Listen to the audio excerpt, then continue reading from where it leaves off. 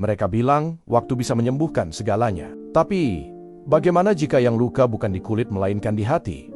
Bagaimana jika yang menganga bukan karena kehilangan, melainkan karena menemukan sesuatu yang seharusnya tidak pernah ada? Namanya Raka.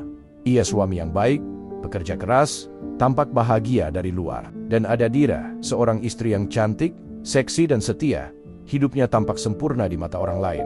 Mereka bertemu di tempat yang sederhana, ruang rapat kantor, secangkir kopi yang sama, dan percakapan ringan yang tak pernah mereka kira akan tumbuh menjadi badai. Awalnya cuma tawa singkat, lalu percakapan makin lama, lalu perhatian kecil yang muncul tanpa disadari, lalu, tanpa mereka tahu kapan tepatnya, hati mereka mulai saling menatap, bukan dengan mata, tapi dengan jiwa yang diam-diam berbisik. Kau mengerti aku.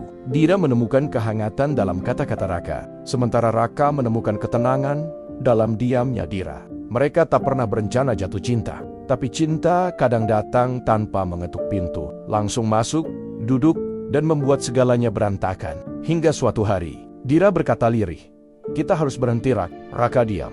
Tapi ia tahu kata-kata itu benar sekalipun menyakitkan. Karena di dunia nyata, ada hati yang harus dijaga, meski tak lagi berbunga. Bertahun-tahun berlalu, Raka dan Dira tetap pada jalan mereka. Mereka belajar memperbaiki apa yang retak dalam hidup masing-masing.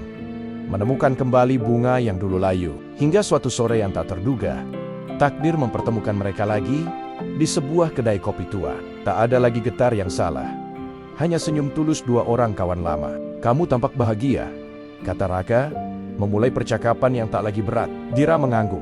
"Aku belajar untuk bahagia, Rak, dan kamu juga." Mereka berbagi cerita, bukan tentang penyesalan, tapi tentang pelajaran.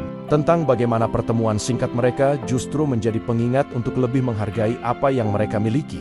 Mereka berpisah di senja itu dengan lambaian tangan dan hati yang lapang. Tak ada lagi ruang rahasia yang menyakitkan.